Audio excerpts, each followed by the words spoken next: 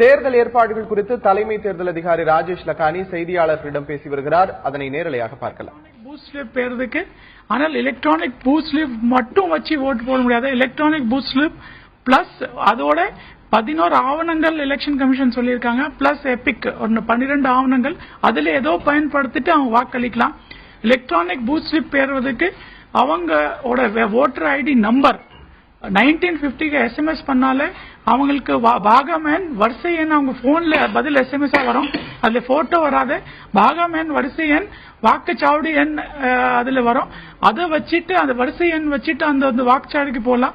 11+1 12 ஆவணங்கள்ல ஏதோ ஒரு ஆவணங்கள் காட்டிட்டு அவங்க வாக்களிக்கிறதுக்கு சிறப்பு ஏற்பாடு செய்யப்பட்டிருக்குது. பூத் ஏஜென்ட்ஸ் பொறுத்த வரைக்கும் எலெக்ஷன் கமிஷன் வாக்குச்சாவடி முகவருக்கு சில கட்டளை விதித்திருக்கு. முதலாக அவங்க வாக்குச்சாவடியில் அல்லது அருகில் உள்ள வாக்குச்சாவடியில் வாக்காளராக இருக்க வேண்டும். இரண்டாவது அவங்க மார்க் காப்பி அவங்க கிட்ட கொடுத்த ஓட்டர் லிஸ்ட் அவங்க வெளியே எடுத்து போகக்கூடாது. அவர் ஒவ்வொரு பூத் ஏஜென்ட்க்கு 2 மாற்று ஏஜென்ட் அப்பாயிண்ட் பண்ணலாம். ஆனால் 3 மணிக்கு மேல பூத் ஏஜென்ட் வாக்குச்சாவடியிலிருந்து வெளியே போக முடியாது. எந்த காரணத்தினால இருந்தாலும் வெளியே போக முடியாது. நாலாவது பூத் ஏஜென்ட் அவங்க வாக்குச்சாவடிக்கு உள்ள செல்போன் எடுத்துக்கூடாது. செல்போன் எடுத்து போக கூடாது. செல்போன் எடுத்து போனா பறிமுதல் செய்யப்படும். கடைசியாக அமைச்சர், MP, MLA, மேயர், பஞ்சாயத்து மற்றும் முனிசிபாலிட்டி தலைவர்கள் பூத் ஏஜென்டா இருக்கக்கூடாது.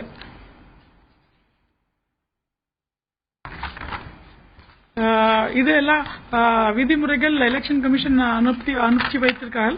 எல்லா அவங்க கடைபிடிக்குமாக எல்லா அரசியல் கட்சிகிட்ட நான் வேண்டிய கேட்டுக்கொள்கிறேன். நம்ம இந்த எலெக்ஷன்ல மலை பகுதியில் 1221 பூத் இருக்கிறது. அதுல 18 பூத்துல மட்டும் வண்டி போற சாலை இல்லாதனால மாற்று ஏற்பாடு செய்யப்பட்டிருக்கிறது. இந்த எலெக்ஷன்ல ஒரு 1,05,4591 பேலட் யூனிட்டும் 75,980 கண்ட்ரோல் யூனிட்டும் பயன்படுத்துறதுக்கு நம்ம ஏற்பாடு பண்ணிருக்கோம். Ballot unit 1,04,596 75,900 control unit.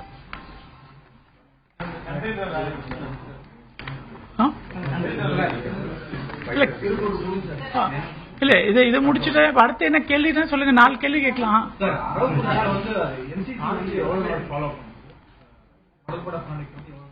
இல்ல அரவக்கட்சியில எலெக்ஷன் இப்ப தள்ளி இருக்கிறது. MCC அதுவரை ஃபாலோ பண்ண வேண்டி இருக்குது.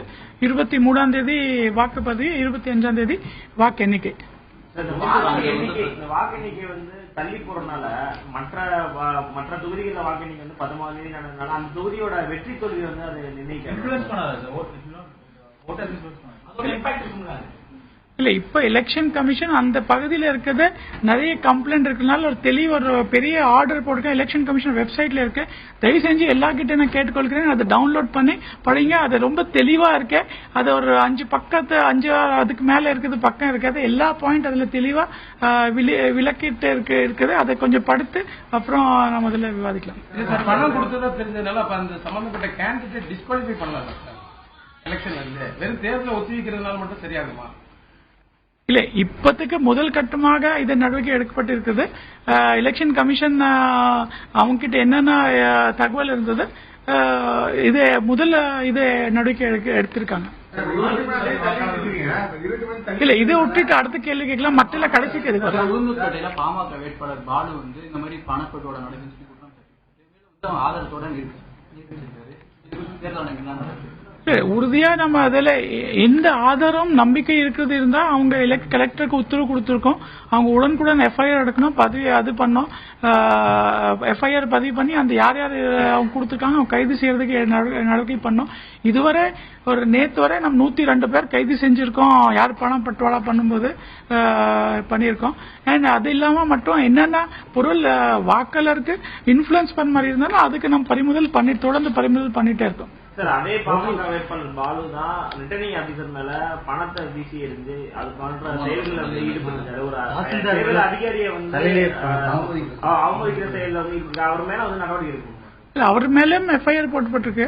பட் அது ரெண்டு பாகம் பார்க்கணும். முதல் பாகம் அவரோட கம்ப்ளைண்ட் தட் இங்க மீன்ஸ் ஓட்டர்ஸ்க்கு பணம் கொடுக்கப்பட்டிருக்கிறது ஒரு பார்ட் ஆஃப் கம்ப்ளைண்ட். ரெண்டாவது அவர் சேல், அவர் சரியா இது கம்ப்ளைண்ட் கொடுத்தா இருந்தாலும் முறையா கம்ப்ளைண்ட் கொடுக்கணும். அதுக்கு போய் சண்டை போட்டு இது மாதிரி ஒரு தேர்தல் நடத்த அதிகாரி மேல பணம் வீசிட்டு கலாட்டா பண்றது, சோ அது அவர் மீது இருக்காது. அந்த சேலுக்கு அவருக்கு மேல தனி நடவடிக்கை எடுக்கணும். அது கடைசியில வரேன், எல்லாம் முடிச்சிட்ட கடைசியில வரேன். அத பின்னாடி சொல்லுங்க. அது வேல்யூ நம்ம கால்குலேட் பண்ணிட்டு இருக்கோம். உங்களுக்கு இதை இன்னைக்கு பிரஸ் ரிலீஸ் மூலமாக தெரிவிக்கும்.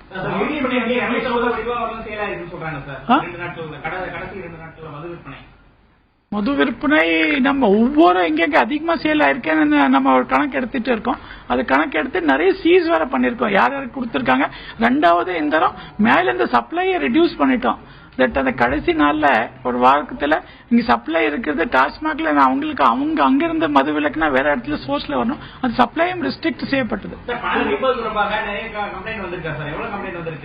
பணம் கொடுக்கறதுக்கு 101 எஃப்ஐஆர் நேற்று வரை போட்டோம். நேற்று நைட் எவ்வளவு போட்டிருக்கோம் அதை நாளைக்கு சொல்றேன்.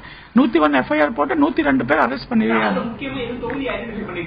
இல்ல அது பரவலாக இருக்க ஒரு மீன்ஸ் எந்த ஒரு குறிப்பாக ஒரு தொகுதி இப்ப சொல்ல முடியுமா புரியல.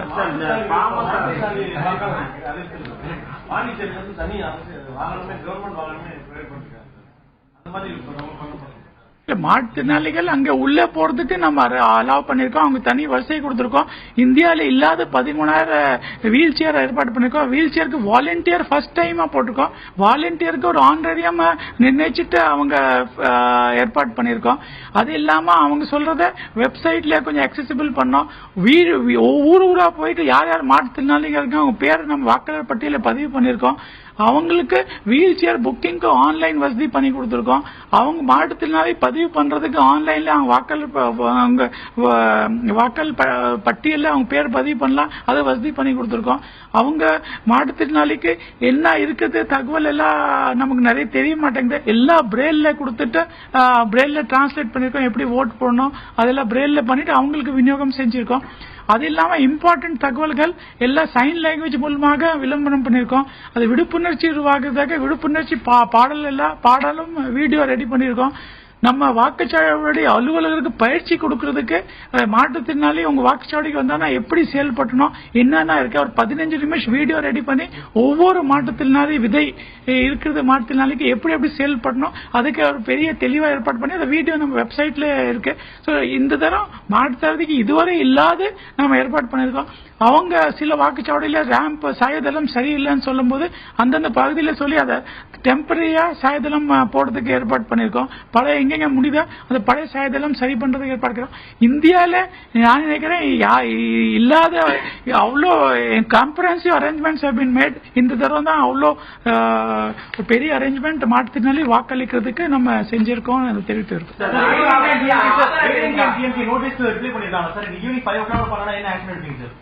இல்ல ஏடிஎம்கே டிஎம்கே நோட்டீஸ்க்கு டைம் 5 o'clock இருக்கு. 5 o'clock அவங்க நோட்டீஸ் பார்த்து எலெக்ஷன் கமிஷனுக்கு அனுப்ப வைப்போம். அதுக்கப்புறம் என்ன ஆக்ஷன் எடுக்கிறாங்க அது உண்டா 11 ஆவணங்கள் அதில் இருக்கு. அதை நீங்க தயவுசெய்து படிச்சு பார்த்துருங்க. தமிழக தலைமை தேர்தல் ஆணையர் ராஜேஷ் லக்கானி செய்தியாளர்களை சந்தித்து வருவதன் தொடர்ச்சியை நாம் தொடர்ந்து நேரலையாக பார்க்கலாம். திருப்பி கொடுக்கணும் கேட்டுட்டு இருக்காங்க. ஆனால் இந்த தடவை இன்வெஸ்டிகேஷன் நம்ம மாவட்டத்தில் அதிகாரிகள் மட்டும் பண்ணாம மாவட்டத்தில் இருக்க வங்கி மேலாளர்கள் இன்கம் டேக்ஸ் இன்வெஸ்டிகேஷன் கூடிய அவங்க அதிகாரிகள், அது இல்லாம அவர் அங்க இருக்கிற பார்வையாளர்கள் IAS IPS அதிகாரிகள் அவங்களோட பெரிய குழு அனுப்பிச்சு அந்த விசாரணை நடத்திட்டு இருக்காங்க. இன்கம் டேக்ஸ் இன்வெஸ்டிகேஷன் இனிமேல அதை மட்டில மேல் நடவடிக்கை அதை சரி பார்க்கறது பண்ணி அதை கேட்டிருக்காங்க. தொடர்ந்து சிஜிஎம் SBIயும் அவங்க நம்ம பணம் தான் அவங்க RBI கிட்ட அனுமதி வாங்கியிருக்கோம். ஆனா அனுமதி வாங்கினது லெட்டர்ஸ் ஆவணங்கள் நம்ம அங்க மாவட்ட குழுக்கு கொடுத்திருக்காங்க. அண்ட் அங்க ஹைதராபாத்ல அந்த பகுதியில் ஆந்திர பிரதேஷ்ல கேஷ் ஷார்டேஜ் ஒரு பெரிய அளவுக்கு கேஷ் ஷார்டேஜ் இருக்கிறதுனால இந்த மாதிரி ரோட்ல போறதுக்கு ஏற்பாடு பண்ணிருக்கோம் அவங்க கூறியிருக்கிறார்கள். இந்த எல்லாம் நம்ம மட்டும் இல்ல, இப்ப இன்கம் டேக்ஸ் இன்வெஸ்டிகேஷன் டிபார்ட்மெண்ட் ஆராய்ந்துட்டு இருக்காங்க. அவங்க முடிவு பண்றதுக்கு அப்புறம் அவங்க என்ன நமக்கு சொல்றாங்க அந்தபடி அது நடவடிக்கை எடுக்கப்படும்.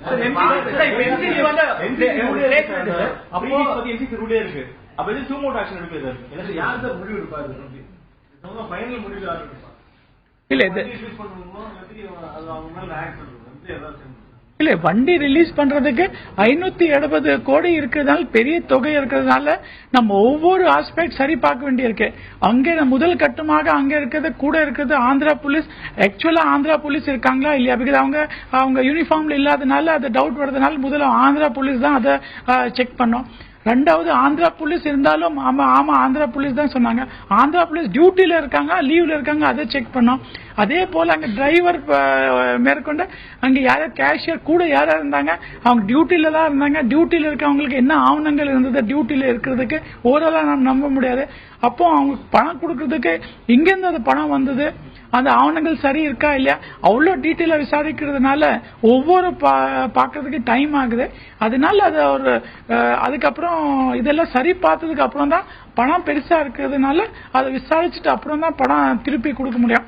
இந்த எல்லா நிறுவனங்கள் எல்லா நம்ம கிட்ட ஒரு ரிப்போர்ட் கொடுத்துட்டு ஆமா இது சரி இருக்க ரிலீஸ் பண்ணலாம். அதுக்கப்புறம் தான் அந்த பணம் ரிலீஸ் பண்ண முடியும். இல்ல கண்டெய்னர் கலெக்டரேட்ல இருக்கு. கண்டெய்னர் பாதுகாப்பு பண்றதுக்கு சிறப்பு ஏற்பாடு செய்யப்பட்டிருக்குது.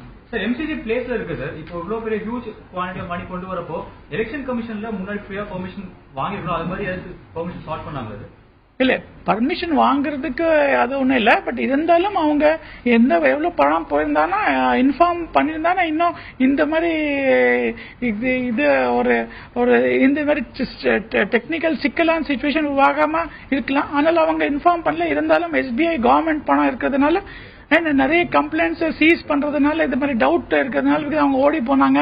யூனிஃபார்ம்ல இல்ல ஜெராக்ஸ் காப்பி ஆவணங்கள் வச்சுக்கிறதுனால இப்போ ஒரு கம்ப்ரஹென்சிவ் இன்கொயரி செய்யப்பட்டு இருக்குது. அந்த கம்ப்ரஹென்சிவ் இன்கொயரிக்கு அப்புறம் என்ன அவங்க என்ன அவங்களோட கருத்து அடிப்படையில் மேல் நடக்குது. அதை நம்ம சொல்ல முடியாது. பிகாஸ் அவங்க இன்கம் டேக்ஸ் இன்வெஸ்டிகேஷன் என்ன கடைசி முடிவு பண்றாங்கன்னு தெரியல. அவங்க சப்போஸ் அவங்க மட்டும் அதுக்கு மேல என்னென்ன முடிவு பண்றாங்க அந்த அடிப்படையில எவ்வளவு டைம் ஆகும் அதை நம்ம முடிவு பண்ண முடியும். இல்ல இந்த இல்ல இன்கம் டேக்ஸ் டிபார்ட்மெண்ட் என் கையில இல்ல. அவங்க தேர்தல் ஆணையத்துக்கு மத்திய அரசோட நிறுவனம். இவங்க அப்சர்வர்ஸ் இருக்காங்க. அவங்க தேர்தல் ஆணைய கட்டுப்பாட்டுல இருக்காங்க. வங்கி மேலாளர் RBI கட்டுப்பாட்டுல இருக்காங்க. சோ எல்லா அவங்க ஒட்டுமொத்தமா எல்லா நிறுவனங்களும் ஒரு முடிவு வந்ததுக்கு அப்புறம் தான் அந்த பணம் ரிலீஸ் பண்ண முடியும். தேங்க்யூ.